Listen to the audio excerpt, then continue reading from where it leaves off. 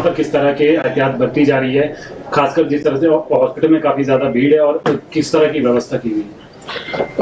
हम शुरुआती दौर से ये कहते रहे हैं कि अब हमें कोविड के साथ ही जीना होगा, इसलिए हमें अपने जीवन शैली में कुछ न कुछ मूलभूत परिवर्तन लाने ही होंगे, जिस वजह से हम अपने आप को और अपने परिवार को कोविड से बचा सकते हैं। रही आईजीएमसी में वर्तमान स्थिति की बात, तो इस वक्त हमारे पास 17 मरीज कोविड के जो है वो उपचाराधीन हैं और इसके अतिरिक्त 10 डॉक्टर्स हमारे जो है वो कोविड पॉजिटिव इस वेव के दौरान जो है वो अभी पाए गए हैं। तो हम लोगों से केवल ये कहना चाहेंगे कि जो एप्रोप्रिएट कोविड बिहेवियर जिसको कहा जाता है कि भीड़ भाड़ के क्षेत्रों में जाने से परहेज करें, मास्क का इस्तेमाल करें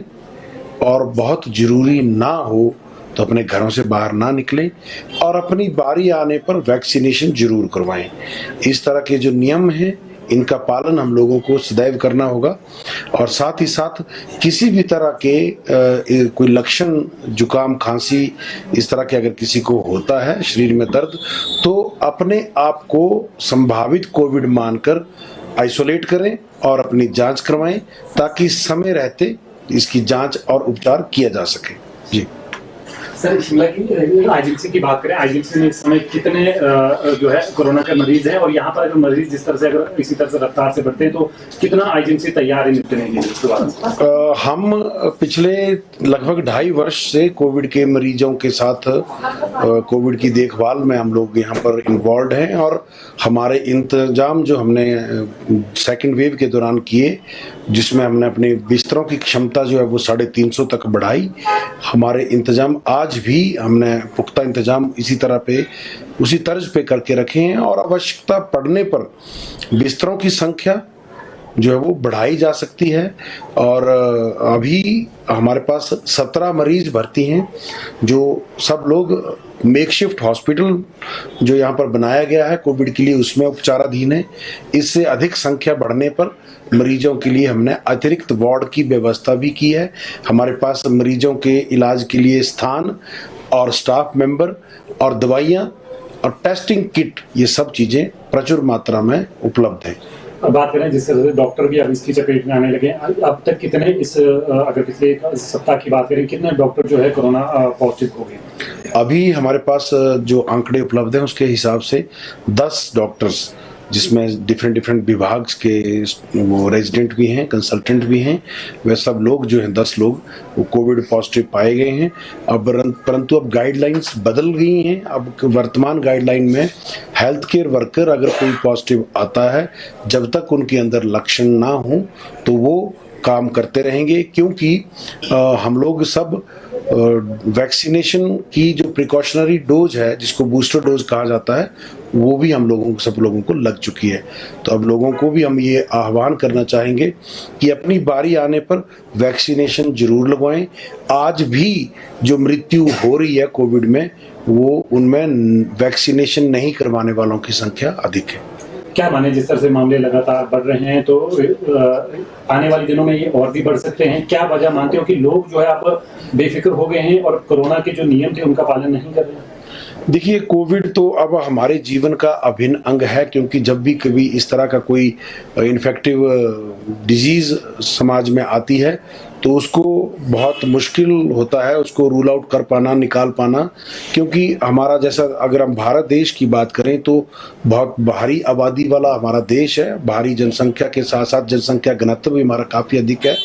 और प्रत्येक व्यक्ति के द्वारा एप्रोप्रिएट कोविड बिहेवियर, इन नियमों का पालन हो, ये सुनिश्चित कर पाना भी आसान कार्य नहीं है।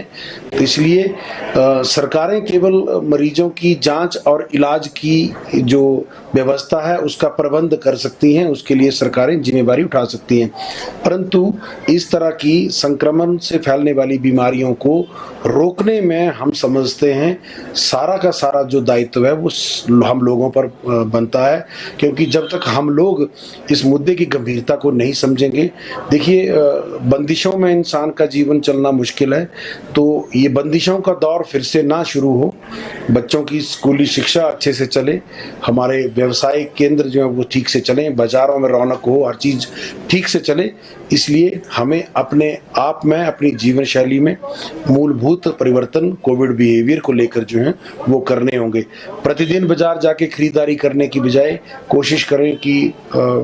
राशन और बाकी अन्य ज़रूरी चीज़ें जो होती हैं वो इकट्ठा 1-2 महीने के लिए डलवा लें, ताकि लोगों को बार बार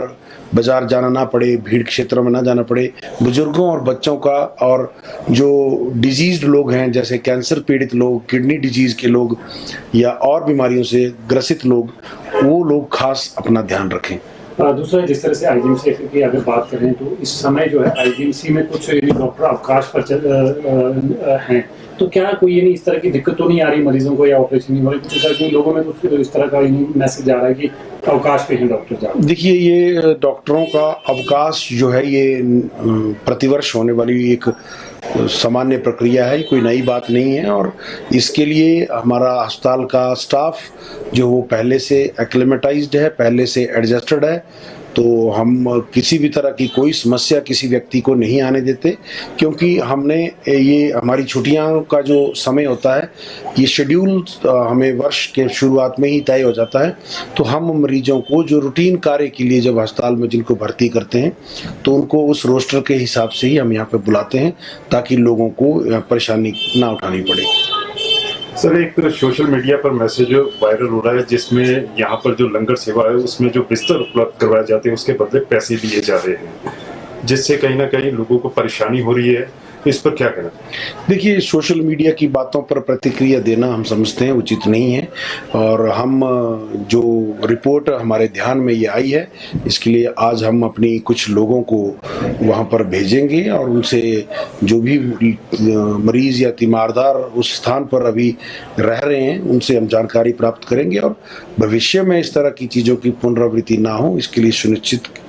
कुछ ऐसे कड़े कदम हम उठाने जा रहे हैं। हमसे जुड़े रहने के लिए हमारे YouTube चैनल को सब्सक्राइब करें और नई वीडियो की नोटिफिकेशन के लिए बेल आइकॉन को दबाएं। अगर आप ये वीडियो Facebook पर देख रहे हैं तो लाइक जरूर करें और ज्यादा से ज्यादा शेयर करें। इसी तरह के और भी अपडेट्स के लिए फॉलो करें हमारा Instagram पेज himachal.kshri।